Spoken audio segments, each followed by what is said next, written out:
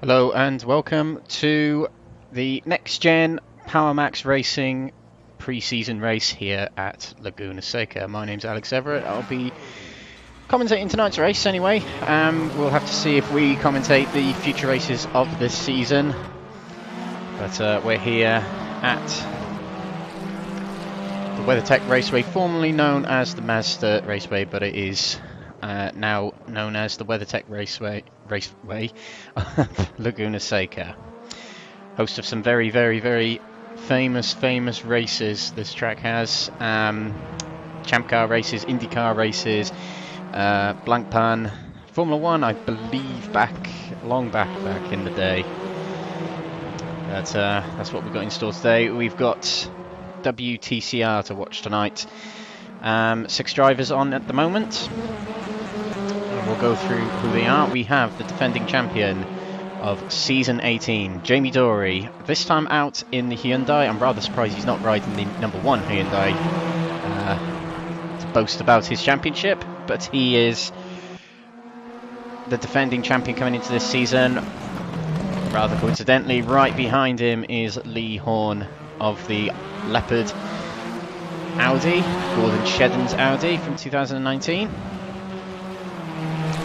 He was the season 16 and 17 champion, I believe, so he was looking for 3 in a row last season. It was taken away from him in the final race of the season at Shanghai last season, so he'll be looking to get that back. We also have Justin Wellbeloved, an exiled admin and exiled racer in the Lincoln Co. Does like that link, does Justin. Andy Priel's livery, the 111 car. Very pretty car, that. We've got Fraser Rostance, another Nxtgen team driver in the ComTU Audi, number 22. Look out for him. We've got Jürgen Madsby Pedersen, you can just about see in the pits there, in the Volkswagen this time. Danish driver, many times driving in Exiled, and he's been driving in the Nxtgen Power Max Racing League for some seasons now. New driver is Stephen de Gravelia. He's also in the pits. It says he's driving a Link. He might have switched to the Link. Oh, he's just left the service, so maybe switching car again. But another driver just joined. We've got Ben Walker, I believe, a new driver to Nxtgen Racing. Welcome to him. He'll be driving in the number 1. No, number 8? Yep, number 8 Hyundai. My eyesight's letting me down. And another driver joining in at the very last minute, Jeff Perkis.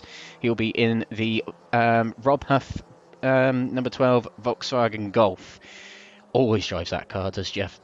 Even drives it in the Exiled XTCR series. But we've got 7 drivers in the server now. With not much time, they're cutting it fine, these guys are. We'll see if Stephen de Gravelia comes back into the server, which he has, literally as I said that. So I'll have a quick look at the track map before we start. You can see Ben Walker coming down into turn 1 there. The Andretti hairpin. They exit that very slow corner and towards turn 3, which always feels like it can go faster, but is one of those, it will pull you out. It sort of tightens as you get round the exit of the corner. Then they go into turn 4, which is a corner you've got to be very careful you don't run too wide on. Round the curve as they come down the curve under the Mother's Bridge into turn 5, a long left-hander which slowly ascends into the uphill stretch towards turn 6, which is a near flat-out left-hander. As we go onto the Rahal straight now, up the hill and towards that very famous corner. You all must know it. It's the corkscrew, which Ben's about to come down to. Let's see how he gets on through it. A little bit wide. Ooh, that's one way of getting through it. Probably not the right way, but that's how you get. That's how you get down the corkscrew one way or another. Round the rainy curve, turn 9. Long left-hander which starts to go down the hill into the sharp right turn 10. Careful not to hit that red curb on the inside. And then the final corner of turn 11. Not many corners on this track, but it's certainly one to keep you busy with all the escalations, different variations of corners on this track. Quite tricky for the average touring car. Qualifying's about to start. Now, I should have done my homework. How long is qualifying? It is 15 minutes. as they all reset in the pits. Oh no, it's a 10-minute qualifying. It definitely says on the event it's meant to be 15 minutes, maybe for testing purposes. They just made it a shorter session. So Jamie Dorey was quickest in practice, 129.8, I believe. So we'll have to see if he can repeat that in this race, this session here, to get himself on pole position for this test race. 8 drivers out on the track at the moment, with Jürgen Madsby Pedersen and Jeff Perkins leaving the pits right now. We'll do an onboard lap of Laguna Seca with one of these drivers, probably Jamie Dorey, as he is the defending champion. We'll give him the honours for the opening lap, warming up his tyres as he comes up the hill. Lee Horne doing the same. Must be having trouble with getting heat into the tyre. That wasn't Lee Horne, sorry. That was it's because they've all switched liveries. I can't remember who's who. It was Fraser Roston weaving his tyres there. It must be a little bit of an issue getting heat into the tyres, though. I was saying before that. What I remember, Lee Horne getting out of shape coming down the corkscrew there. But yeah, it might be an issue of getting good grip in the tyres on the opening lap. Because it's quite a short lap, you might be able to do 3 flying laps before your tyres start to get to the phase where it starts to come off the cliff, I guess.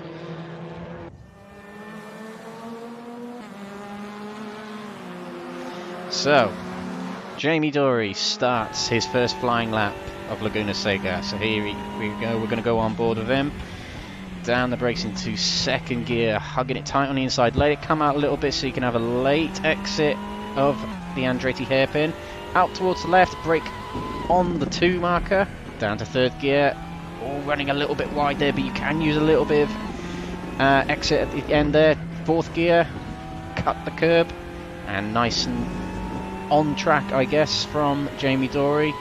Purple sector so far. Of course, he's the first one through it. Down to third gear.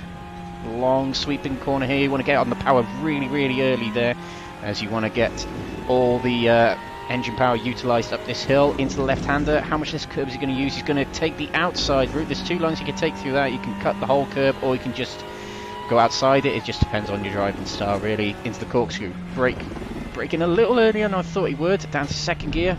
Gets it turned in early, but it's a nice straight exit. Probably upshifted a little too early there. Again, purple sector so far. No one seems to be cracking purple at the moment. It would go down to green for Jamie if someone has beaten his sector time. Round turn 10, down towards turn 11, braking on the 3 marker. Get up on top of that curb, nice and early on the power. You can use a lot of the runoff there on this track.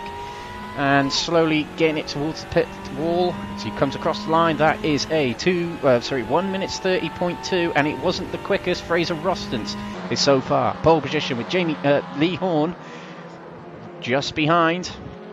So we did comment that Jamie's lap wasn't pretty. Some of the lines were a little bit off. He probably could have pushed a little bit more. Maybe the tyres aren't quite warmed up yet. But so far, Fraser Roston with a 30.0, which is a pretty good lap time, actually. I think that would have got him second in practice. So not bad from Fraser. Lee Horne is in second. Only 4 drivers set a time so far, which you can see on the tower there. 5 now with the addition of Jürgen Madsby Pedersen, who's come across the line in the Volkswagen. Let's see if anyone's on purple sectors. Lee Horne is not. How is Fraser doing? Fraser's also on. It is actually on a purple, not by much, but it is purple nonetheless. Let's see what sector 2 can get him as he exits the corkscrew. We'll check on Jamie Dorey in a second. He looked like he cut that corkscrew a little bit, did Jamie? But Fraser is down. Let's see if Jamie is up on his split. He was in sector 1. He's not in sector 2. He's dropped off the gas a little bit, trying to get a slipstream, I'm assuming, off someone. Yeah, and he's trying to get slipstream off Lee Horne, who resets into the pits. Bit of tactics come into play here. Fraser wasn't shy though, he's gone for it. Let's see if he does improve his lap time. No, he doesn't, and probably as expected, he did drop off quite a bit in sector 2. So no one. Well, Ben Walker has just put himself in 4th place.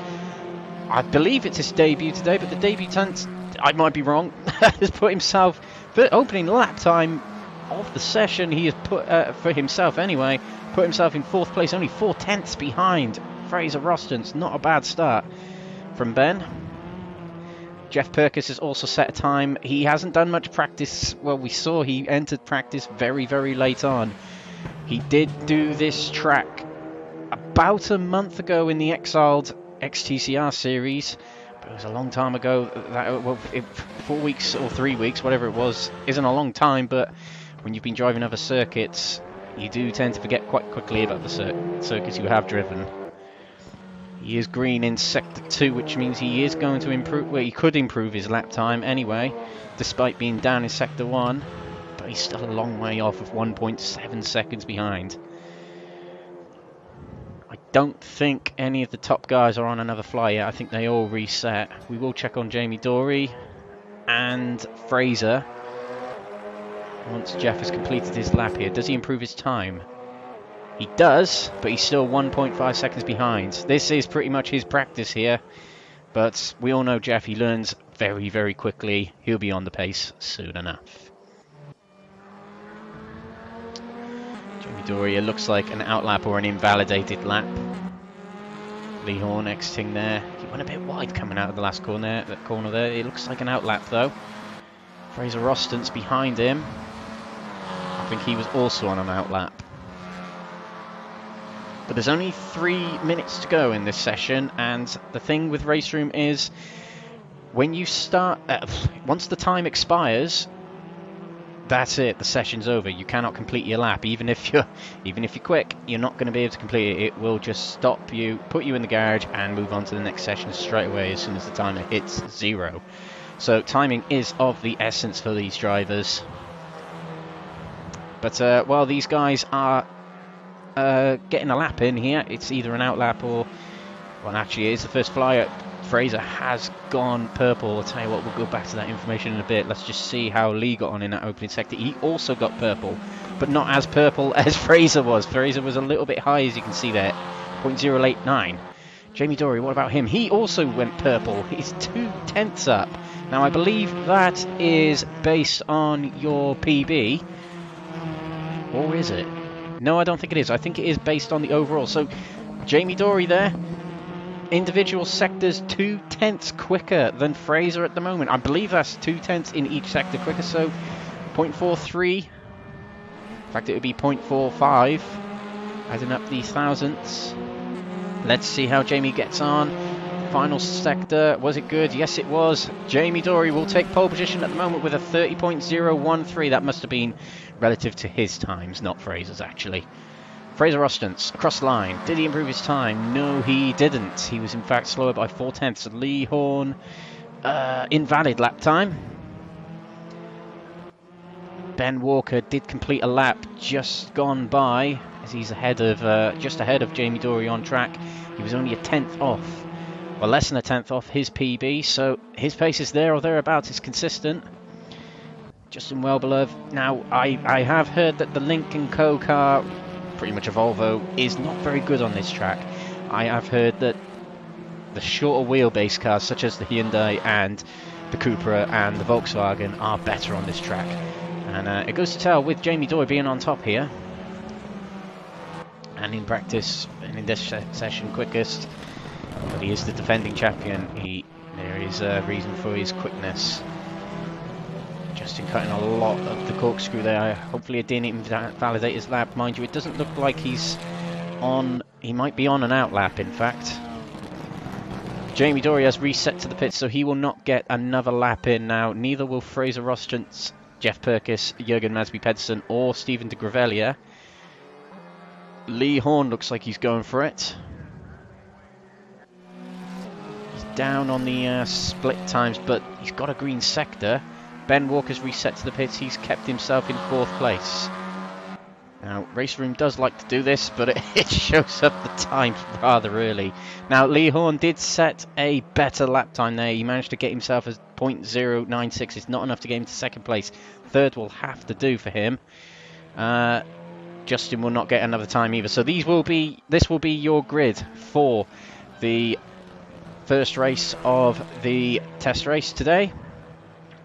Jamie Dorey on pole position, Fraser Austin second, third Lee Horne, Ben Walker fourth, Justin Welbler fifth, Jeff Perkins sixth, Jurgen Magsby Pedersen seventh, and Stephen de Gravalia didn't set a time. He will start eighth. So the defending champion, a good start for him, put himself on pole position for race one of today's test race. If you are on YouTube, guys, watching this race, do let us know in the comments who you think is going to win this test race tonight. And do also let us know who you think is going to win the championship as the season goes by. Do you think Jamie Dorey will defend it? Do you think Lee Horne will take it back? Or do you think there will be a new name on that trophy in the name of Fraser Ostens, Justin Welbler maybe, Jeff Perkins, or anyone else who is not here tonight but considering entering or participating in the season after this week's race?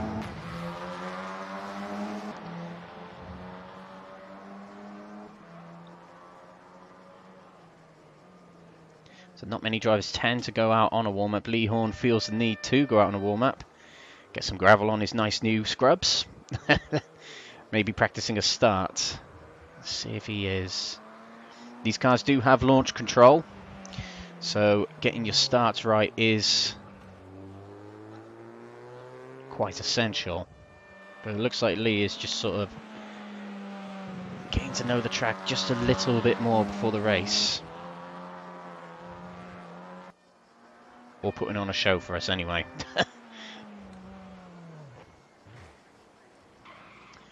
The mechanics have got 29 seconds to repair his car now. Well done, Lee.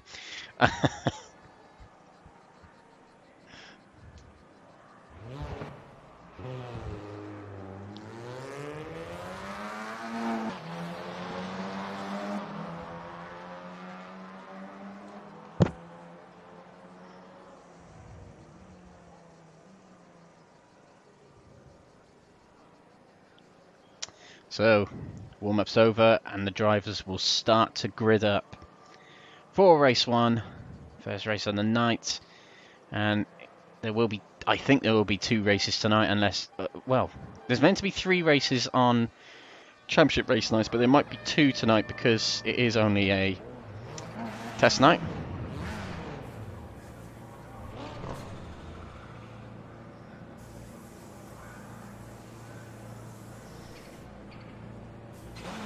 Here we go. Cars are grid up. The lights on the top of your screen there, flashing red. We'll go green for the test race very soon. Here we go. We're away. Jamie Dorey, a pretty bad start there. Fraser Rostens might have got ahead of him on the inside going down towards turn 1. Not quite just yet. Jamie Dorey is safe, but Lee Horne is on the outside of Fraser Rostens.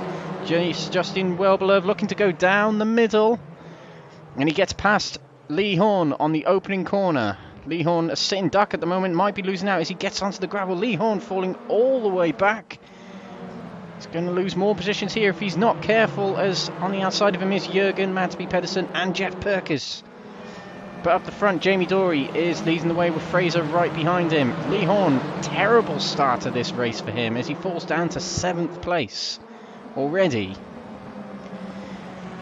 And he's trying to squeeze through very, very hastily already. Jurgen Magsby Pedersen closes the door on him. And gets a good run actually on Jeff Perkins. Go on board with Jurgen. Not quite the run he wanted. Lee Horne some way behind already from Jurgen. Not a good start for him. But up the front, Jamie Dorey leads the way going through the corkscrew. All seem to get through that relatively safely. Fraser keeping up with him at the moment. As they come round turn 9? Yeah, 9. Justin going a little bit wide back there. Link does not like this track. Did not perform well here and the last time we raced here in Exiled. But that Hyundai seems to be doing well with I said one there. First and 1 in 4th. Jamie Dorey leads after lap 1, the defending champion. Good start, even though it's pre-season, no points on offer today. It's a good start. Fraser Rostens right behind him in 2nd place with Justin Welbler defending from Ben Walker in the other Hyundai in 4th place. We need to get them 2 Hyundais in Hyundai drivers in different liveries. Let's get Jamie Dorey on the number 1 livery, I'd say. Further back, Lee Horne managed to get past Jürgen Madsby Pedersen. Sadly, we don't have replays on Raceroom. I'm sorry I missed that. But Lee Horne starting to make up ground. I mean, he's got a lot to make up to get by Jeff and catch up with the pack up front. He needs them to battle, really. But Jeff, we know Jeff. Well, if you do know Jeff, he's very difficult to overtake. And defending already. Oh, Lee Horne swerving about, trying to find a way around him. Not going to happen just yet. Further up. The 4 come through the corkscrew. Nothing to report on just yet. Justin getting a nice tight line through turn 9 there, trying to gain on Fraser. Fraser is not losing Jamie Dorey just yet. We did see Jamie Dorey trying to get as much slipstream as he could from other drivers on the qualifying lap. Maybe he doesn't like being in open air. Fraser didn't have a very good exit from the final corner there. Justin all over the rear of Fraser as we come across the line to start lap 3. Down towards turn 1. Which way is Justin going to go? Fraser's going to go left, so Justin will go right. Can he get it round the outside? We'll go on board to see. Oh, and he's going to try and undercut him. Bit of contact and more contact. Luckily nothing happens, but Fraser gets away with that, and he's actually lost a bit of ground to Jamie Dorey up front there. Ben Walker, you can see in the mirrors of Justin's like, let me, come on, let's go guys, we're letting first place get away. Justin's dropped back just a tad from Fraser. Ben Walker all over the rear of the Lincoln Co. This is allowing Jamie Dorey to get away, as I said. Oh, it was a bad exit from that corner for Justin Wellbeloved. Ben Walker all over the rear of him. Let's watch Ben Walker on board. So we're about to go through the corkscrew. I'll tell you what, this is a much better angle for the corkscrew. Late braking. Oh, he's going to have to evade to the outside a little bit. Down the corkscrew. It wasn't a very good exit from Ben Walker, but it did look like Justin cut the corner a little bit. Must have got away with it somehow. Lee Horne, oh, I missed it again, sorry guys, but Lee Horne made his way past Jeff Perkins, and it must have been around about the Rahal Straight. Lee Horne looks to be struggling right now as the battle with Jeff intensifies a little bit. Jeff goes wide and he would have hit the gravel there, and that would have slowed him down. Lee Horne starting to pull away now. Not a great start to, well, it's not the season really, it's pre-season, but not the most ideal starts. Justin Wellbeloved got up the inside of Fraser, going into the Andretti hairpin. I've got to learn to watch these guys a bit closer. Fraser Austin's up the inside. Oh, he probably could have made that, but he evades to try not to take him out.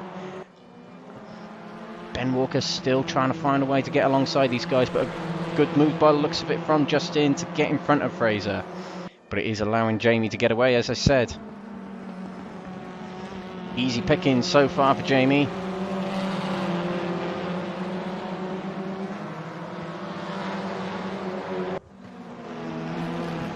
Ben Walker all over the rear of Fraser. Fraser seems to be dropping back a little bit from Justin, and Ben Walker looking to get up the inside of Fraser, going into the corkscrew. Not the most ideal place to overtake, but he's already passed him. Fraser letting go by the looks of it. Surrendering the position quite easily, knowing that he got a bad exit. Ben Walker takes 3rd place on his debut to the series. Justin Wellbeloved pulling away from them. Can he catch up with Jamie Dorey? He's got some ground to make up on the driver who was fastest in practice and qualifying. 1.7 seconds back. Fraser Austin's not giving up on Ben Walker back there as they exit the final corner to start lap 5. Yes, yep. 1.8 seconds between Jamie Dorey and Justin Wellbeloved. Now, as the session goes by, tyres will degrade. The question is who is going to affect the most. They're all on a fixed setup, I believe, which means they can't change anything to the setup. So usually when tyres tend to wear a bit more on certain tracks, you'll do something with the camber or the tyre pressures or the toe-in to prevent it. But these guys, they've got to make do with what they've got. Good battle hottening up between these two. But, well, there was anyway. Jürgen Madsby Pedersen not far from Jeff Perkins. So keep an eye on that later on. Fraser Austin's wide coming out of turn 6 there. Losing the gap from Ben Walker.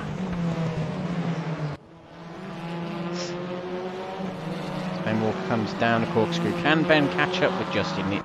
He only had to try and get past Fraser Rustin's for a couple of corners, but it was enough to let Justin Welbler get away from him. He seems to be losing track of him at the moment. Near 2 seconds behind already. Justin's maintaining around about a 2-second gap to Jamie, so he's not catching him, but I don't think he's losing by much either.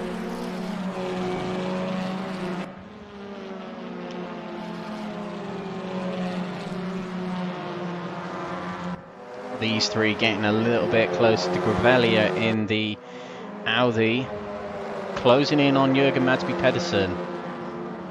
Jürgen not far away from Jeff Perkis at all. As they exit the Andretti hairpin.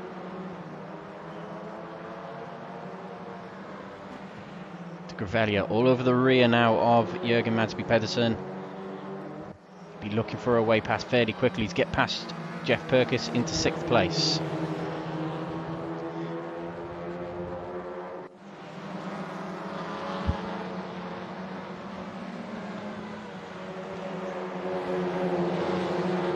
And it seems Jeff has got away from Jürgen just a little bit on the last few corners there. Stephen de Gravelia still all over the rear of Jürgen to an extent anyway. Jürgen just needs to find that little bit more to catch up with Jeff, it seems. Coming the corkscrew is, well, they all cut it a fair amount.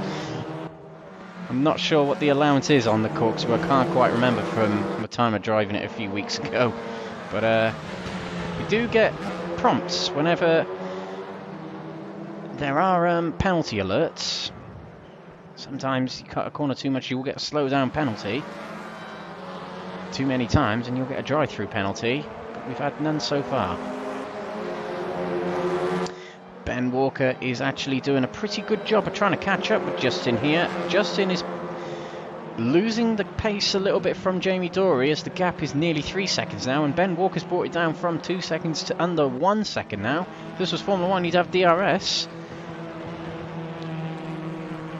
And we'll keep our eye on Ben. He is within striking distance of the Lincoln co-driver. A bit, well, not within striking distance just yet. He probably will soon be. Have to keep an eye on that. Let's see. Another on board. Oh, he hit the gravel a little bit there, coming out of turn 6, going onto the Rahal straight. And in fact, he did lose a little bit of time from Justin. Justin seems to be taking a deeper line into the corkscrew. It just seems that Ben's straight lining it a little bit more. The Link, I like to call it the bus. There's longer wheelbase, a little bit trickier to get into the corners here. You want a nice pointed front end for this track to get into the corners rather sharply, and the Link just doesn't do that. It's a very progressive style car. Having said that, I've never driven a Hyundai, but I can only assume that it's due to a small wheelbase. It's quite pointed. It's very similar shape to the Volkswagen. Justin's gone wide at the Andretti hairpin there. Broke way too late, and that's allowed Ben Walker to get right up on his rear. Over towards turn 3. I think that's turn 3. Yep, turn 3. Right on the rear of him. That's how close he is. Bad exit from Justin there. Ben Walker's got a chance here. Is Justin going to let him alongside? Yes, he is. Ben's got a break later, but Justin just about breaks later, but Ben Walker keeps it on the inside.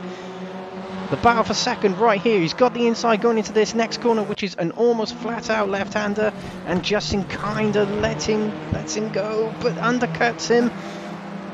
Back on the inside is Justin. Oh, Ben Walker shuts the door just a little bit on him.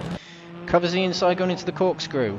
Bit wide coming out of there, and contact between the two, and it's a slow down penalty for Justin. He's going to have to slow down to serve that. Thus the name. And has he seen it yet? Still on our screen, and he hasn't served it. He's still all over the rear of Ben Walker, who They're all on a Discord channel, so surely one of them would have seen Justin's got a penalty and would be saying to him, he's got one, he's got to serve it. They're now 5.5 seconds down from Jamie Dorey, by the way. Jamie Dorey is just smashing it at the moment. Setting consistent 1 minute 30s is Jamie, and Ben's last time was invalid, as was Justin's, as you could see from the slowdown, which he appears to have served, although he hasn't lost much ground from Ben Walker. But Ben got himself into second place here. Good drive from this guy so far. I do believe it's his debut. I'm sure I'll be corrected, or confirmed correct, after the race. But this battle might not be over between him and Justin. We'll have to see. But it's Hyundai 1-2 at the moment. Good day for the South Korean manufacturer. Oh, and Justin well out of shape. Oh, and once you put it in the gravel on Raceroom, it's really hard to recover. He's very lucky not to hit the barrier there. But he had to concede the position to Fraser Rostance.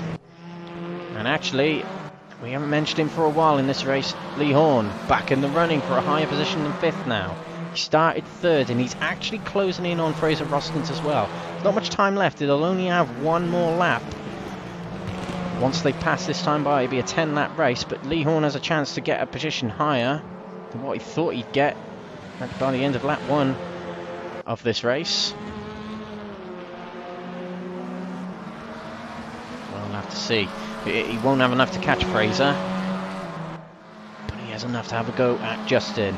Stephen de Gravelia has a slow down penalty. It must have been that corner just there, turn 11. He cut a bit too much. Lee Horne back with him, battling with Justin Welbeloved right on the rear.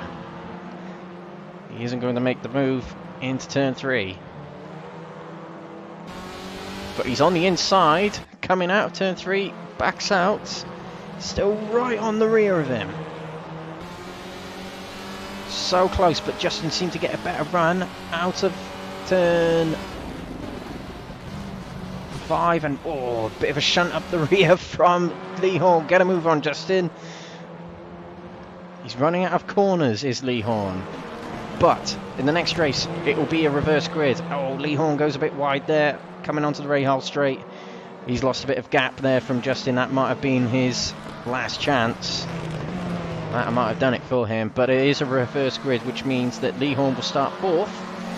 But if race 1's telling anything, he'll need a better opening few corners than he did in this race, will Lee Horne. But it is Jamie Dorey who gets the glory right now, as leads from start to finish. Not much to contend with in that race. Flashes his lights to his pit crew as he comes across the line to win race 1. Ben Walker with an impressive debut.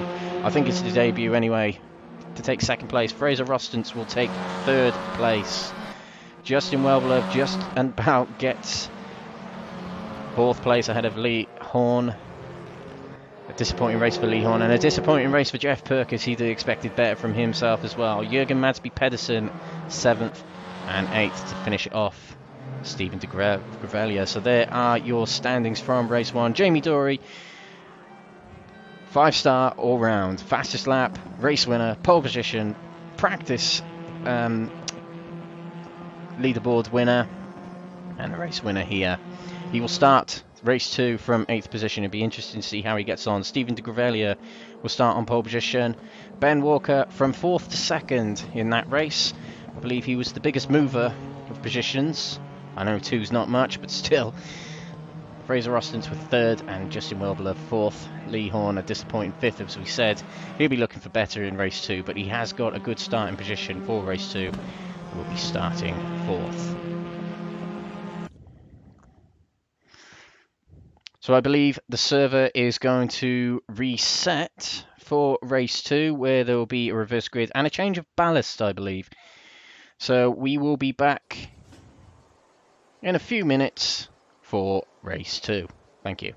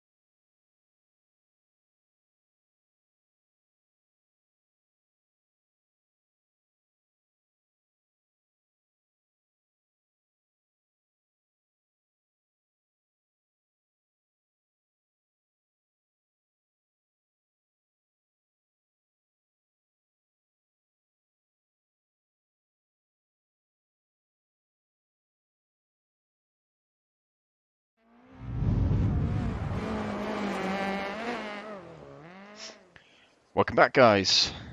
Race 2 will be coming up in about 9.5 minutes. The guys will be joining the server, do a little bit of practice, and if we're lucky, they'll skip the session onto the race. But we've got a bit of time to kill before we go on to Race 2. So a little bit about the series, while we've got a little bit of an interval.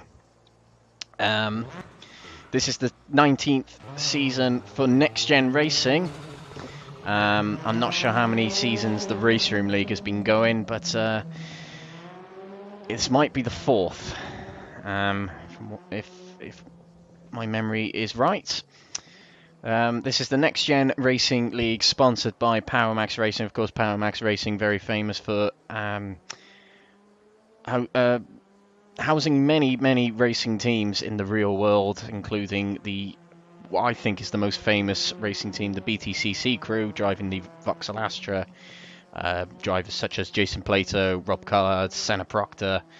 They're the main sponsor of that team, and they are the sponsor of this organisation of Nxtgen Racing. So the championship will be comprised of 10 rounds.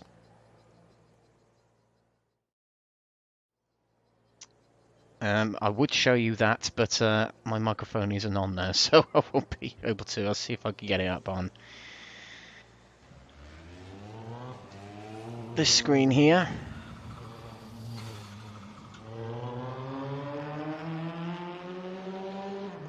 There we go. We'll show you the schedule now. So yeah, this season is 10 rounds. I believe there is a break for Christmas, 2-week break in fact for Christmas, in between Most, which is round 5, and round 6 of the Scandinavian Raceway, otherwise known as Anderstorp. But round 1, which will start next week, will be at the Portimao circuit. Recently hosted the Formula 1 Portuguese Grand Prix. It's a very good track, Portimao. It's free, in fact, so while we're on the subject, if you do want to get involved with this series or Raceroom, there are a couple of free tracks, there are a couple of free cars. This series in particular, the WTCR series, it is not a free car, but it's not that expensive. It's about £4 to purchase the whole pack. No, sorry, it's about £4 per car, but you can buy the whole pack for something like £10. Something like that. It is certainly worth getting your hands on. The game is free, but the content is not. So that's the only cost-effective bit of it. But the first round of the season, if you do want to get involved with Nxtgen Racing on Raceroom, next week is a good time to do it, with Portimao being a free track. Round 2, we'll move on to Brands Hatch Indy Circuit. Will be a very popular track to most of these drivers here, the British drivers here. The circuit in Kent will host round 2, the Indy layout. We haven't got the Grand Prix layout on Raceroom, but I have heard that it's coming one day, which would be excellent. Round 3 will be back in the States for Road America. Road America, not a very popular track with touring cars, but I've driven it before in these cars, and it is actually real fun to drive. So that'd be good. There's lots of high-speed sections and lots of long sweeping fast corners, and then lots of heavy braking zones as well, so it will be a good one to watch at Road America. Zonda, a very tricky circuit, I find. Lots of adverse cambers, hills, tight chicanes. The circuit in Belgium will host round 4. Round 5. Now the Autodrome, not the Autodrome, but the Autodrome Most in Czechia, formerly known as Czech Republic, or formerly known before that as Czechoslovakia. But the circuit in Czechia, Most, it's not a very car famous track. I mean, its most popular medium of racing is bikes and trucks. But what a track for touring cars. Lots of corners. I think there's 19 corners on the track. But it's really exciting racing at the Autodrome Most. A very tight chicane to start the lap, and lots of long sweeping corners, lots of ascending hills, descending parts of the circuit. That will be an exciting one to watch, and it's a real fun one to drive for the drivers. Round 6, well, that will come after the 2-week break for Christmas and New Year, but round 6 will be at the Scandinavian Raceway, which is also known as Anderstorp in Sweden. Nxtgen do have some Swedish drivers, not here tonight, but there are a few Swedish drivers who will feel very much at home there. One of those tracks where there's lots of banked corners, 180-degree long banked corners.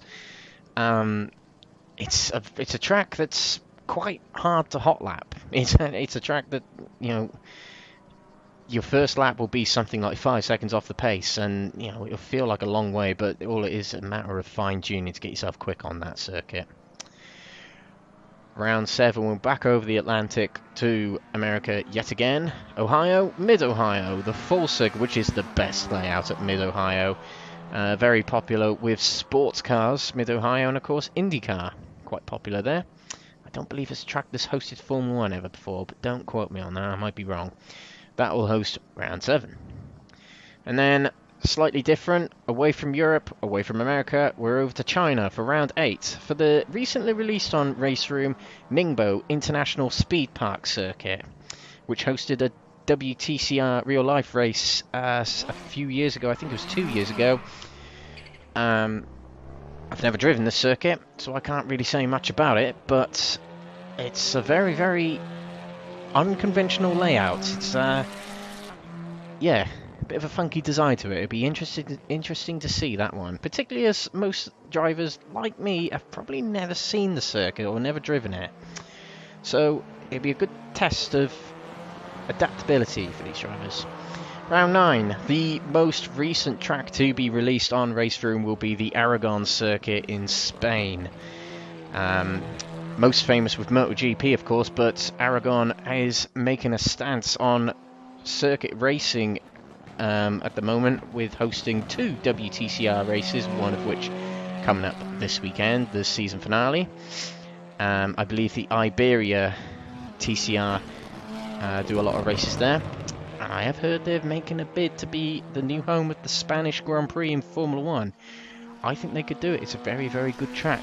A big DRS straight, and lots of corners, and lots of elevation changes.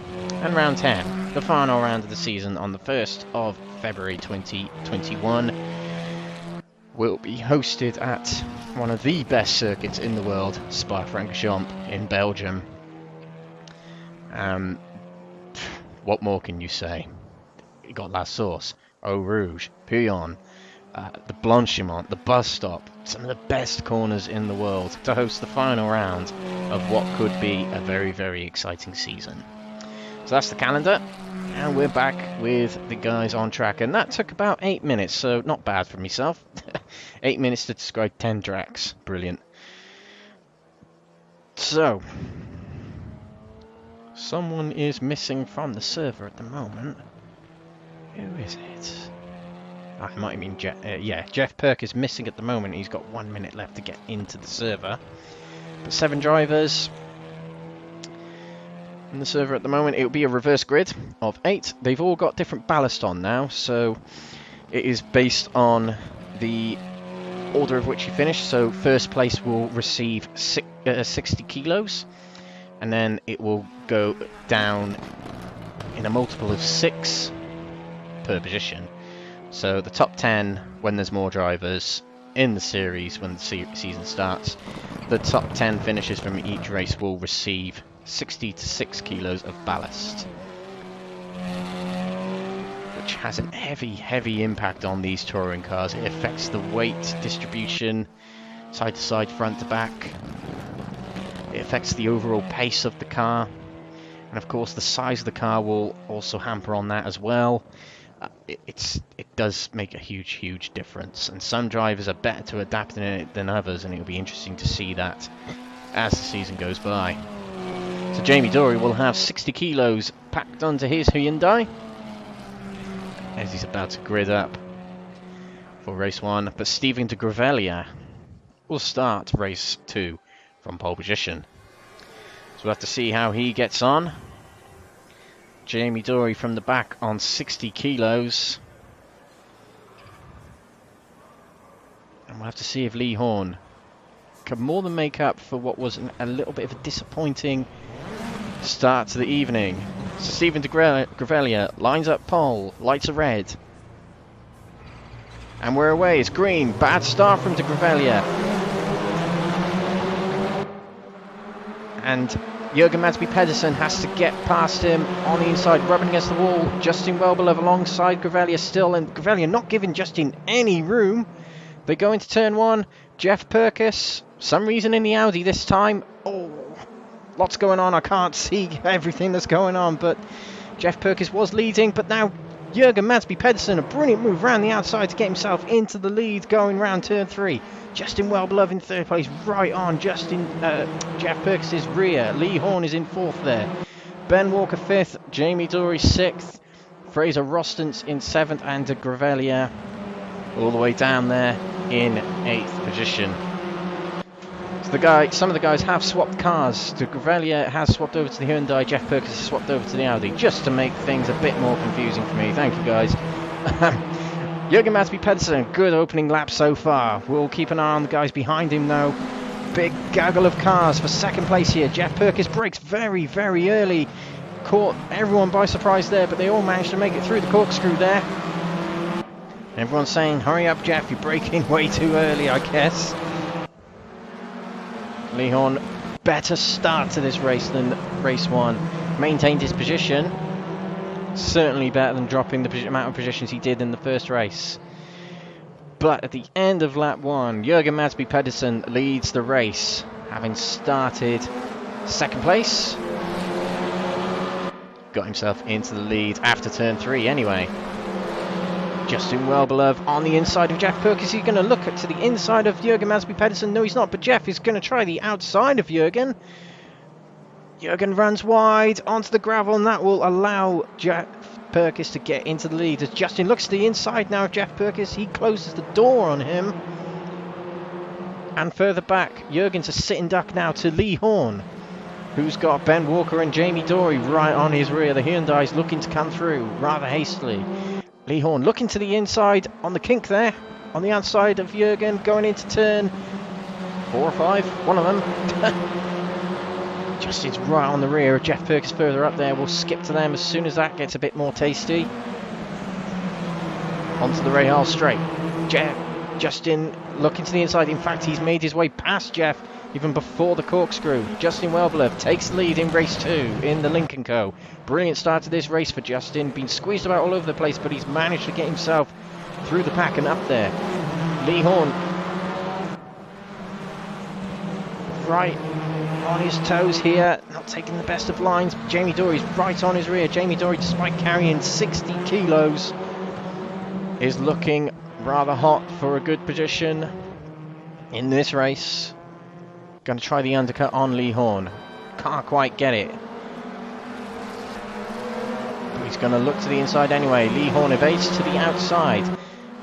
Rather the wrong thing to do there for Lee. He needs to cover his line there, but he's allowed Jamie to get the inside, and this could be a completed move for Jamie. Got the inside for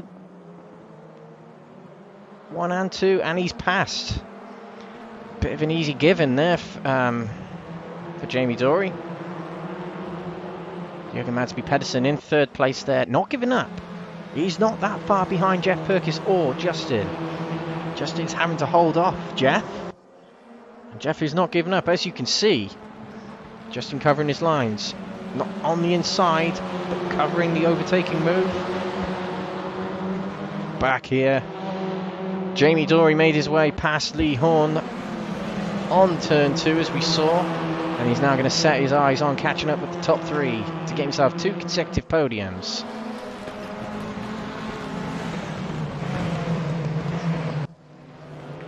And Justin Wellbelow seems to be getting away from Jeff Purkis a little bit here. Half a second broken up already.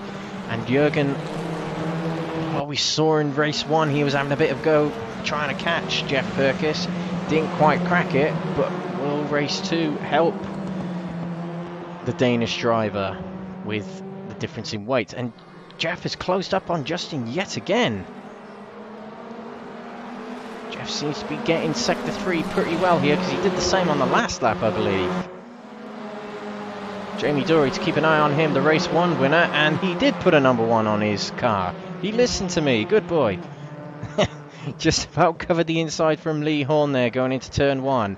Now it's a crocodile of cars, 7 cars battling for the lead. It's a bit of a battle for the lead and then a battle for third at the moment. These drivers behind Jürgen are going to want to get rid of Jürgen fairly quickly, or get Jürgen to speed up, as they will want to catch up with Justin and Jeff before they get away. Jamie Dorey looks to the inside. He successfully gets up the inside. Not much room given by Jürgen, but Jamie maintains the inside, granted with a little bit of contact, door-to-door contact, but Jamie pulls back in to try again later on. You could say that Jürgen closed the door on him there, but you could say it was a little bit of a lunge from Jamie either way. Hasn't worked. Oh, and there's a collision back there. Lee Horne and Ben Walker collided, and that might be engine bust for, oh dear, for Lee Horne. Stephen de Gravelia finds out that they're stuck at the corkscrew there. I think Ben Walker was sort of waiting to sort of say sorry to Lee Horne, whose engine was probably suffered a little bit of damage there. Bad luck from Lee Horne there. A little bit of contact between him and Ben Walker sent them both into the wall. I couldn't quite see who was at fault there. The camera angle was not ideal for it, but not a good meeting so far for Lee Horne. There's no points in this race, remember guys, so nothing to worry about just yet, but hey, at least Lee Horne will be thinking it's happening tomorrow and not happening tonight and not happening next week. Jamie Dorey gets an undercut on Jürgen Madsby Pedersen as he runs wide, round the outside of turn 3. Oh, and Jürgen turns him round. You could say that Jamie turned across on him there, but nevertheless, he's got past him. But because of that, he's got a bit of ground to make up to catch up with Justin Welbelove and Jeff Purkis, who are battling for first still. Jeff not exactly gaining or losing anything from Justin at the moment. Justin will be happy with this. Justin will be thinking, you know what, Jeff, you stay there, you maintain that gap. In fact, he's lost a little bit in the previous few corners. Justin is going to be pulling away from Jamie. We'll see if Jamie can start to catch up with Justin and Jeff. There is one car in between him and first place, with 7.5 minutes to go. The half of the session already gone. Lee Horne did go in the pits, and in fact he got a drive-through penalty. Speeding in the pit lane. Tut. Need to set your pit limiter and make sure you press it at the right time, Lee. That would be another trip through the pit lane for him. Not the ideal night for Lee, it seems, but at least he'll be on pole position for the next race. That's something he'll think about. Ben Walker, potentially the culprit of taking out Lee Horne, battling with Stephen de Gravelia here. Let's see if he gets by him on this corner. Oh, he's going to go for it. Ben Walker, good move up the inside there. Stephen gives him room, but he's not giving up on it just yet. A bit of door-to-door contact. And Ben Walker gets past the Belgian driver for 6th place. Fraser looking to the inside of Jürgen Madsby Pedersen. Jürgen kind of surrenders the position, but that is easy meat for Fraser Roston, so he gets himself into 4th place. Jeff Purkis, again, not losing or gaining on Justin, just that little bit more to get up with Justin. But remember saying at the end of practice, Jeff hasn't given himself much time to learn the track and learn the car. Jeff really needs it. It doesn't take him long to get on the pace with these drivers at the front, and you've got to say he is sort of matching the pace of the drivers at the front here. Granted, Jamie Dorey is catching him up a little bit behind. I mean, Jamie's nearly within a second of the two drivers. And it's another drive-through penalty for Lee Horne. Excellent pit right now. What's he doing wrong? He's got to take another trip down. Well, it'll be... Whoa, Jeff looking for a lunge up the inside of Justin Welbelove. And in fact, he might have made it. Granted, a little bit of contact on the way. Oh, Justin not giving up, still on the inside, but Jeff has got the better run out of the corner. Jeff takes the lead of race 2 here at Laguna Seca, but Justin is not going to let him get away, and they've got a Jamie Dorey hunting them down right behind in 3rd place. Oh, Justin for a little bit of a lunge on Jeff Purkis. Going into that corner there, but they managed to make it through. Solid battling from these guys so far. Let's see if Jeff can maintain this from Justin. As Justin goes wide, he doesn't hit the kitty litter, but he's lost a lot of ground. Jamie Dorey is going to find a way alongside and potentially pass Justin before the corkscrew. Yes, he does. That is easy meat for Jamie Dorey, as he's not got a lot of time to make up. He's not got a lot of a gap to make up now to get to Jeff Purkis, but he has got Justin Welbelove right in his mirrors. On 60 kilos of ballast, Jamie Dorey is managed to get past everyone in the field to get himself back up to 1st place. The defending champion looking good tonight in his nice new fresh number 1 BRC Hyundai. As he defends from Justin Welbelove. Justin got a bit of a better run out of turn 11. He looks to the outside into the Andretti hairpin. Who's the latest of the late breakers? They both ran about the same. Justin is holding the better line. Can he get him? He's still on the inside. This might still be on for Justin. It is still on for Justin. They're side by side through turn 3. Jamie will have the better line there. Yes, he will. He'll get back in front. Laguna Seca, a tricky track. If you're on the outside of the Andretti hairpin, you're at a disadvantage. But then you're on the inside for the next corner, but you're still at a disadvantage. Justin looking for the next corner, turn 5.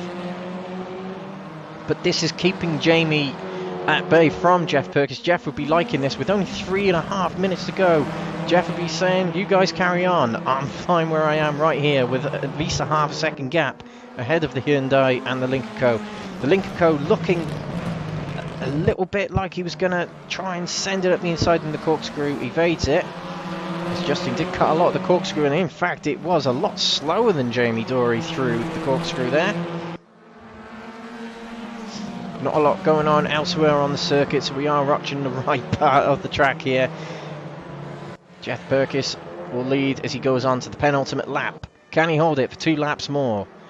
The driver who switched from the Volkswagen, which I've only ever seen him drive apart from a Honda Civic, but he seems to love that Volkswagen. But he fancy change for this race, it seems. He's in the 22 Audi, and he's actually broken away from Jamie Dorey just a little bit on that lap. Nearly a second ahead, just shy of it. Jamie Dorey has got to think, am I defending from Justin or am I catching Jeff? It's probably a bit of both. But it doesn't look like Justin is close enough for any moves at the moment on Jamie Dorey, and maybe that's enough for Jamie to sort of think, I'll get my head down and I'll try and catch Jeff now. With about 1.5 laps to go. You can certainly tell by the way Jeff exited that corner there that Jamie has got much smoother lines. And you can see in the rear mirror there, Justin Welbelove hit the gravel a little bit and has slowed up. That's a corner he's really struggling with in the link. And Jamie Dorey, excellent few corners here. He's gained half a second in the last half a lap on Jeff Purkis. He's got just over 1 lap to go. Jeff has. Can he hold him off? Oh, and that was a bit of an awkward cut of that curb. Jamie Dorey, hopefully it didn't damage his suspension. Jeff Purkis starts the final lap as leader. Will he be leader by the end of it? He's got Jamie Dorey 7/10 of a second behind him, closing him down. They haven't really got Justin Welbelove to worry about anymore. Just to check on Lee Horne. Lee Horne is still out there, and he hasn't accumulated a drive-through penalty again, so he must have sorted his issues out. A bit of a shame for him, but he will be on pole position for race 3. So a bit of a chance for Lee Horne to get away from the pack and enjoy his race a little bit. Jamie Dorey then, still 7/10 behind Jeff. He's running out of corners. Running out of corners to catch him, running out of corners to pass him. It could all come down to who's best through these corners here. Jamie Dorey flashing the lights to try and distract Jeff, but he runs off wide and very luckily didn't go into the wall there. That would be enough for Jeff, I believe. He put a bit too much power through that corner. In fact, flashing the lights probably distracted himself, not Jeff. It was not meant to be for Jamie in this race, as Jeff Purkis, trying to sort out his VR issues, I heard before the session here for race 2 started, has put in some stellar battling with the other drivers, has done enough to get himself a win in race 2 here at Laguna Seca. The Nxtgen PowerMax Racing race 2 of the test race. Jeff Purkis takes the win with Jamie Dorey in second. 2 podiums in a row for him. Justin Welbelove third. Fraser Rostance fourth. He was catching Justin on that final lap there, but not quite enough. Jürgen Madsby Pedersen takes fifth after a promising start to that race. Ben Walker sixth after a little bit of a disappointing encounter with Lee Horne. Stephen de Gravelia started pole, decided to get out of the way pretty quickly, but comes home a comfortable seventh for him. And Lee Horne will finish it off to finish eighth. But your race winner was Jeff Purkis. Switching from the number 12 to adding 10 onto it to the 22 Audi. He must like that car. Maybe we'll make the permanent switch. Let's see if he switches car for race 3. He's one of them characters who will mess people around like that. Lee Horne had to serve another slowdown penalty I saw on the penalty notice. And because of that, it will keep him in the pits to serve it, and once he crosses the line, that will be the end of the race for him. But he's doing a Michael Schumacher here of finishing in the pit lane, except Michael Schumacher won that race. Not quite the same scenario here for Lee Horne. But as I said, he's on pole position for race 3, so do look out for him. And this is only pre-season. He's probably just doing it. He's probably just trying some things out tonight, probably some new driving techniques or something like that. Just there we go. There are the classified standings for race 2. So Ben Walker took fastest lap there. Impressive from him today. But Jeff Purkis is your race winner with Jamie Dorey in second, Fraser Rostance third. Well, I believe Justin Welbelove, yes, he got a 30-second penalty because he did not serve a slowdown. So Justin will come through 7th, and Ben Walker promoted to 5th. De Gravelia promoted to 6th. And Lee Horne, a DNF because he was in the pits serving a penalty. We'll have to see if he will get pole position, but he finished 8th, technically. And Justin Welbelove with a hefty 30-second penalty there to demote him from 3rd to 7th. That's rotten luck from him because it was the final corner. But we are going to go for a quick break as we wait for the server for race 3 to go up. We'll see you guys very shortly in a few minutes or so. Thank you.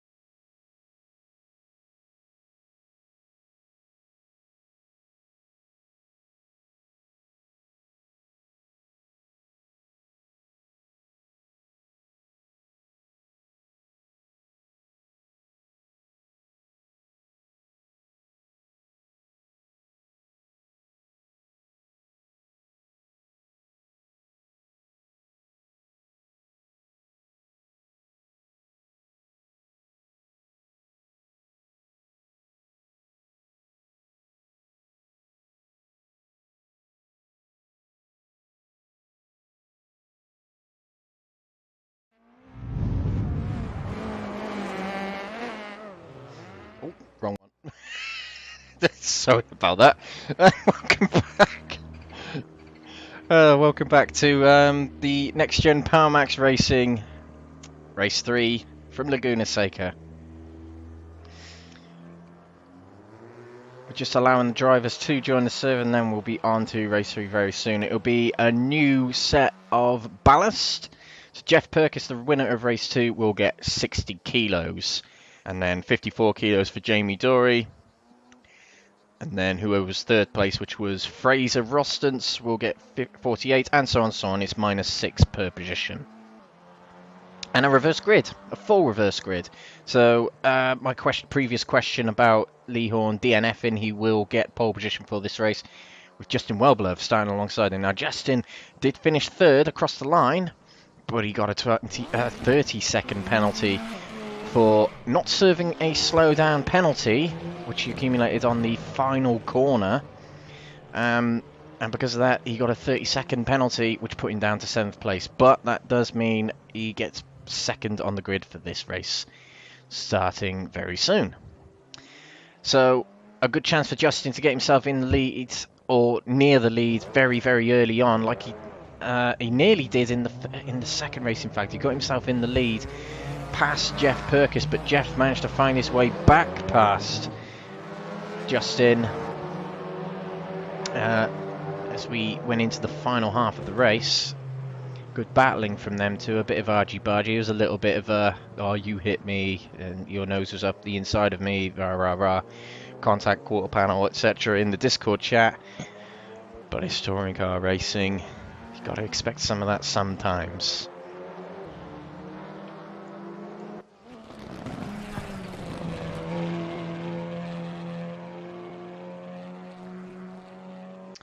I'm just waiting for one more to enter the server, and I believe that is Ben Walker.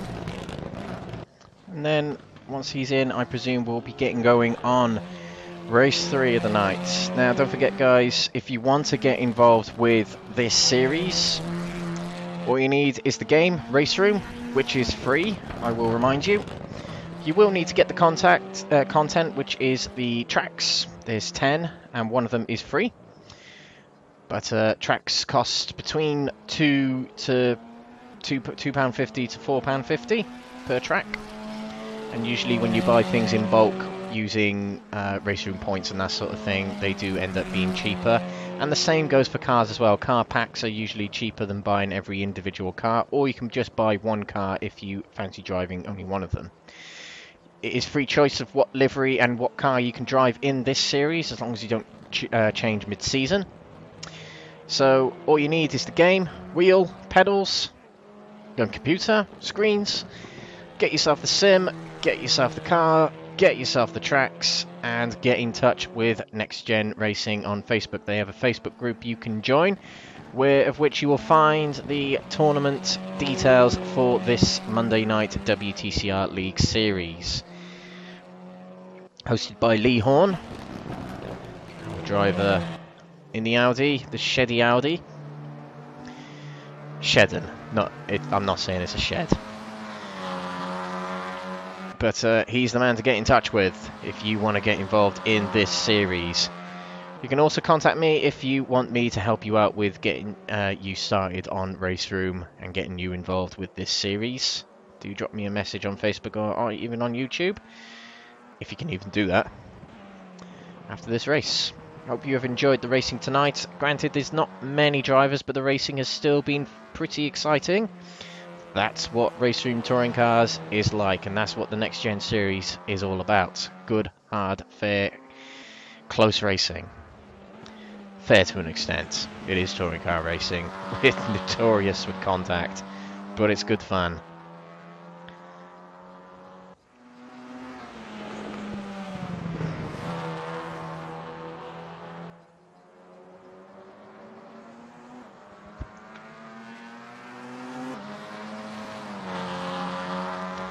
So next week, as we said, the season is starting, and we'll be taking a trip out to Portugal, the Algarve circuit of Portimao, for the opening round of the season. Recently hosted the Formula 1 Portuguese Grand Prix. And we saw that was a pretty nice track, and it is pretty good for touring cars as well. Long sweeping corners with a lot of hills. There's a lot of tracks like that in this calendar. Most is one of them. Mid-Ohio. Quite a lot of tracks like that.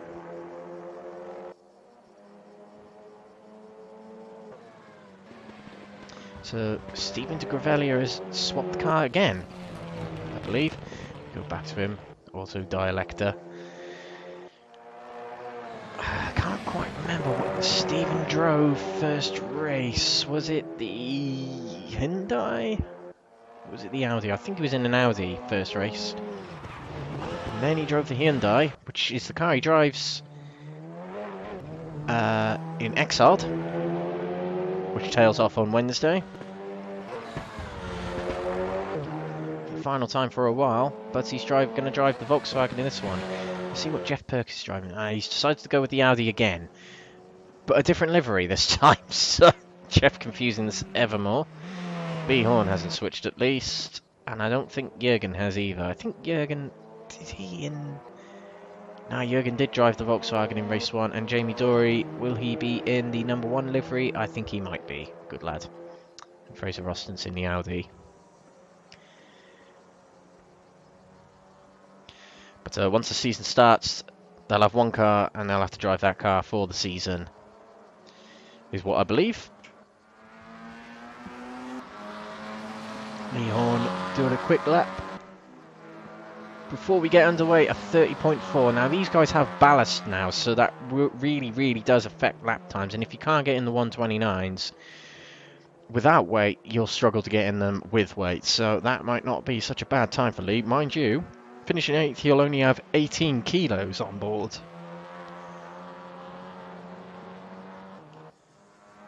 So not much weight, pole position, and pretty fast anyway. Lee Horne, you'd be a bit mad not to put your money on him, however he hasn't had the best of nights so far. It is only pre-season though, I do keep saying.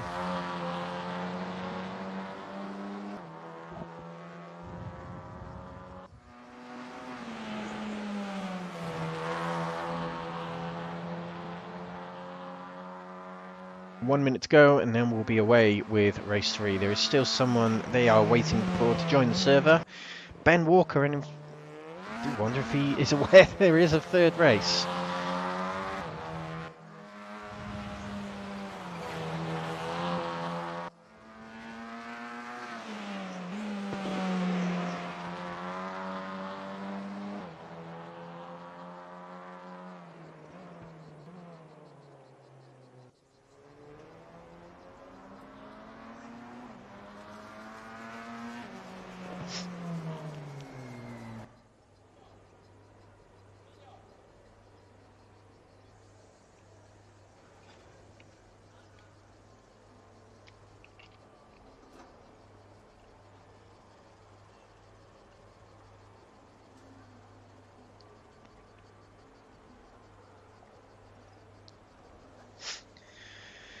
Nearly ready to go for race 3 of this race at Laguna Seca.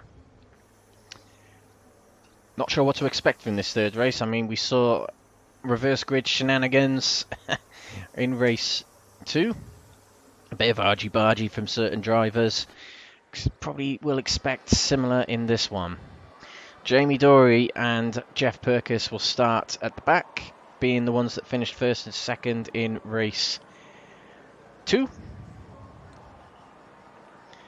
But there's not many drivers, remember, so it doesn't take much to get to the front, but they're all pretty quick drivers, so it is fairly difficult to make up ground if you lose any. And it's pretty hard to get past the drivers in this series. Right, here we go. Lights are red. We'll go green very soon for race 3.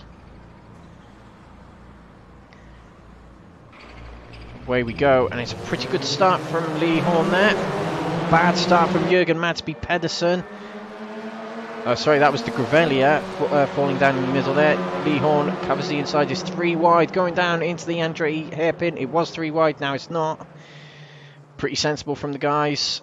Fraser Roston's run wide at the back there, and he falls down into last, 7th place. Ben Walker hasn't managed to get into the server here, so Ben has missed out on getting in the server. Lee Horne leads away on the first half of the lap. Justin second, Jürgen third. Pretty good start for him. Jamie Dorey has got himself from 6th into 4th so far, with Jeff Perkins right behind him, and Jamie in fact makes a move for 3rd. Not wasting any time here. Good move that for 3rd place. And side by side between Rostance and de Gravelia. Gravelia sticking around the outside, keeps hold of it, but the momentum lost out there to Rostance. Jeff Perkins right on the tail of Jürgen Madsby Pedersen.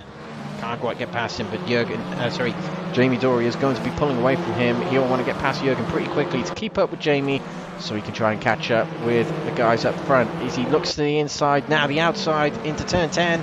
Around the outside of Jürgen Madsby Pedersen is not going to work. Good effort, but not quite going to work out on that corner. It's quite a difficult one to overtake on anyway, let alone around the outside. Lee Horne leads at the end of lap 1. Finally, he's got some luck. Leads the way on lap 1. Just shy of a second ahead of Justin Welbelev, who leads by 1.6 ahead of Jamie Dorey, who will be keen to hunt down his 2 compatriots ahead of him, who are on much less weight than that of Jamie Dorey, on 54 kilos. Lee Horne and Justin Welbelev on 18 and 24 kilos. It's quite a big difference. Keeping an eye on Jeff as he's looking to get past Jürgen fairly quickly, but Jürgen's not quite keeping up with Jamie Dorey, who did run wide coming out of turn 5 there. Didn't seem to hamper him too much. Gets away with it, and Justin went off and into the barrier through the kitty litter, and he's come out on the track a little bit unsafely, and he's slotted himself back into 4th place there. But another mistake on that corner from Justin. It's just not the link is just not lining up on that corner. And now the battle between him and Jeff intensifies as Jeff looks to the inside. Huge move from Jeff, but Justin managed to cover him off. He looks to the inside, does Jeff, but he pulls out of it. This does promote Jamie Dorey into the top 2nd spot of the podium. A long way down from Lee Horne, granted. Lee Horne is just storming away. 5.5 seconds now gap between Jamie and Lee, but Jamie probably won't care. 1st, 2nd and 2nd at the moment for him as it stands. Pretty good performance from him. Jürgen Madsby Pedersen finds himself back in 3rd place. He does not want to give up on that spot in today's racing, but he's got Justin Welbelev hot on his heels in the link. He'll be looking to get past Jürgen pretty quickly to see if he can catch up with Jamie Dorey, who's on much more weight than him. See if he can get him on that. Is Justin going to look for the inside? No, he isn't just yet. He'll have to sit behind him for another few corners, because this next corner isn't particularly an overtaking spot. Neither is the corkscrew, unless he can get a good run out of Rahal here. Jürgen seems to do well through that corner. We know Justin struggles through that corner. Well, not really Justin, it's probably the link that struggles through that corner. Through the corkscrew. Good exit from Justin there, still right on the rear of Jürgen, but can't quite fit it up the inside. He'll have to wait another corner. There's not many corners on this track for which you can overtake. Will he go up the inside going into turn 11? Probably not. Tail for another corner. Now to look back up towards Lee Horne. The gap was 5.5 when he started the previous lap, lap 3. It's now less than 2 seconds, so a mistake must have happened. Oh dear.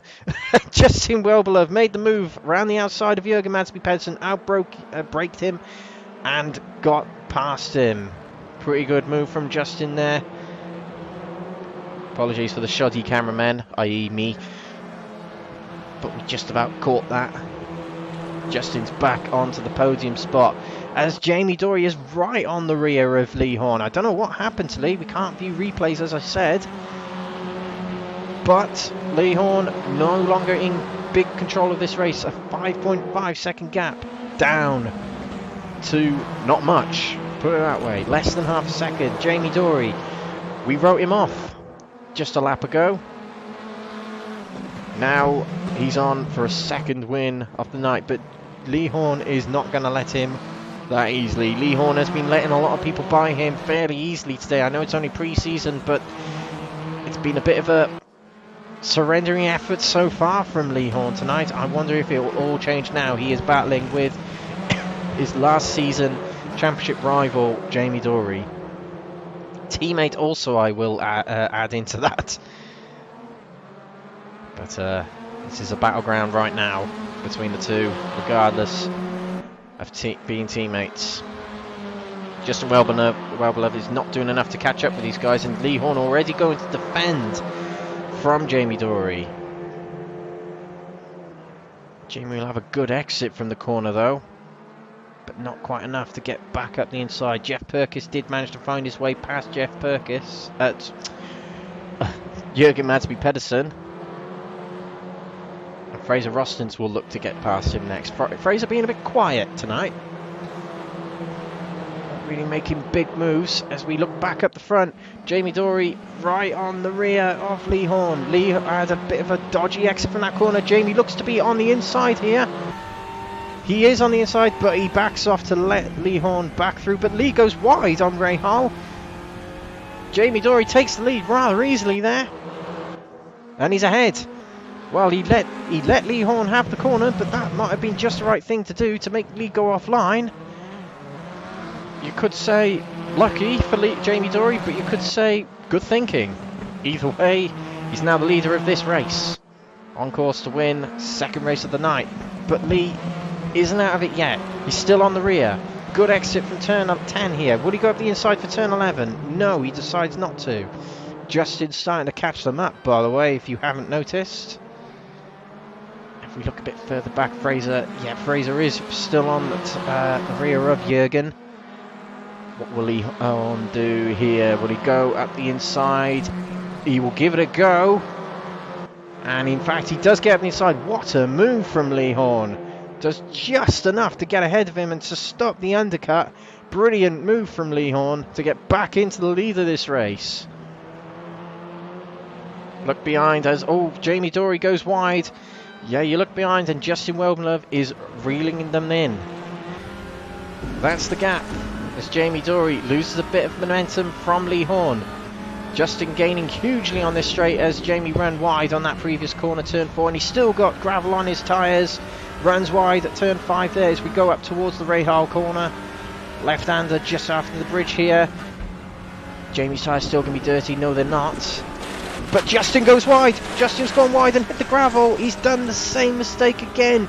3 races in a row he's done that. And he's going to have to try and catch up with Jamie yet again as his nemesis from race 2, Jeff Purkis, is on his rear now. This could be soon a 4-way battle for the race if Justin can catch up with Jamie, and Jamie starts battling with Lee Horne yet again. Stephen de Gravelia, if you haven't noticed on the right there, does have a slow down penalty for abusing track limits. You must serve that, otherwise you will get a worse penalty of having to drive through the pits. You just see there Jamie Dorey saying, yes Lee, I'm here and I'm coming for first place.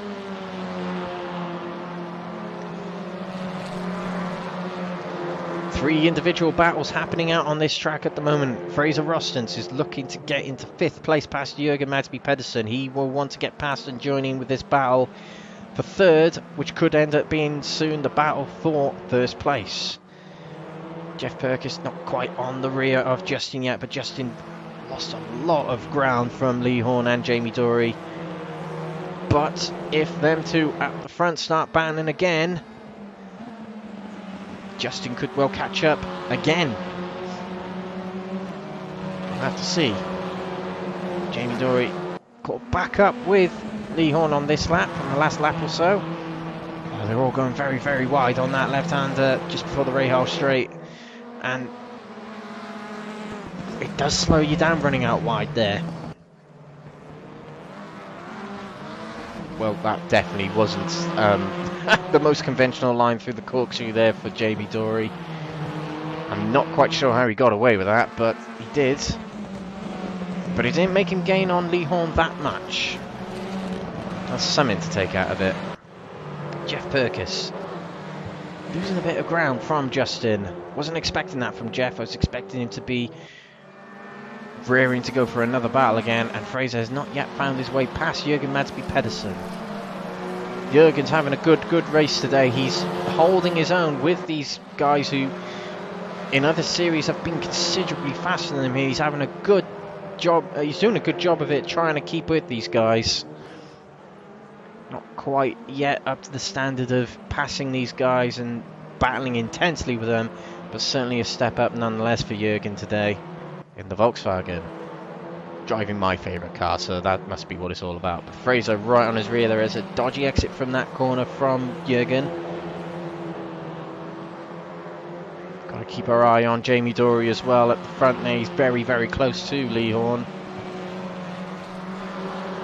No move yet from Fraser. Oh, it was slightly side by side. Lee Horne goes wide, coming out of turn 6 there. Jamie Dorey's on the inside. It will be side by side going into the corkscrew. Here we go. Lee Horne outbroke him. Is not going to give up. Oh, and Jamie Dorey finds his way past as Lee Horne cut the corner too much. Had to take the gravel or the grass, whichever it is. And Jamie Dorey finds himself back into the lead yet again. In race 3 here. Lee Horne's not going to give up though. He found his way back past him earlier on. And look, Jamie Dorey run wide there, and that'll mean Lee Horne slots him back behind him. That's not what I was meant to say, but what I was going to say was Justin is closing in on these guys yet again. He's within a second. Jamie covers the inside. He knows better now than to leave the inside open to Lee Horne. Covers off the inside for the next corner. I think Jamie's learnt Lee's tricks now, but there's now a 3-way battle for the lead here. Justin has joined the party. Jeff's not far behind. He could catch up as well. Here goes Lee Horne. He's looking for all sorts of ways to get past Jamie Dorey. Oh, late break for Lee Horne there.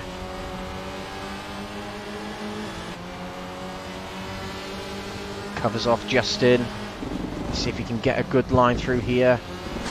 You can just see Justin backing off a lot more than these drivers are through that corner. He just knows the link can't get it through there, but he's actually pretty good on the rest of these corners is Justin. Through the corkscrew.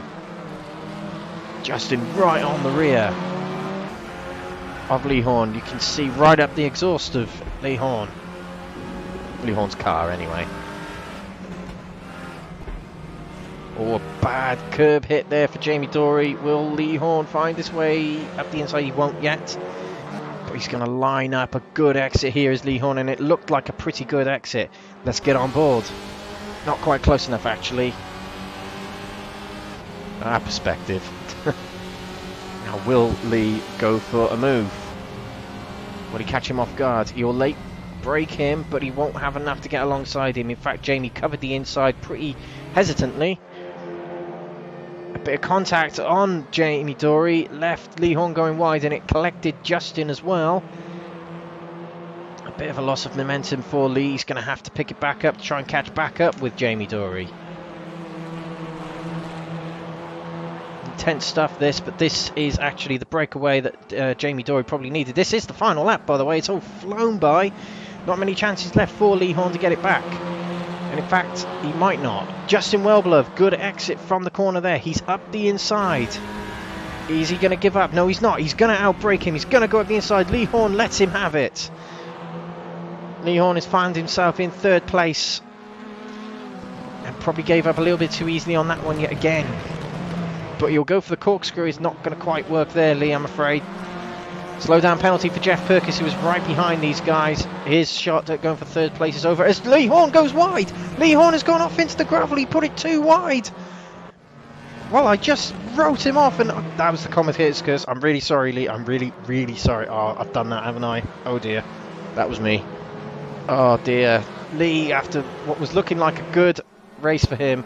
Anyway, Jamie Dorey wins race 3. 2 wins for him tonight. Justin Wellbeloved comes through in second place, and Jeff Purkis, thanks to the commentator and a lovely theatrical spin at the end, comes through third place. Jürgen Madsby Pedersen, a strong fourth place for him. Fraser Austin's 5th, Stephen de Gravelia in 6th, and Lee Horne, oh, I'm sorry Lee, even though he got fastest lap at least, comes through 7th. So there is your standings for race 3 tonight in this test race. Jamie Dorey takes 2 wins tonight, one of them being this race, race 3, Justin 2nd, Jeff Purkis 3rd, who had 2 podiums tonight, as did Justin, I believe. So guys, thank you very much for watching this tonight. Again, if you want to get involved, get in touch with Nxtgen Racing via Facebook. They have a Facebook group. Ask for Lee Horne. He'll get you involved in the WTCR. Get yourself a wheel, pedals if you already have them. Get yourself the sim Raceroom. It is free. Get yourself the content. WTCR 2019 cars and the tracks, of course. We'll see you next week, hopefully, for Portimao, the season opener. Thank you very much for watching.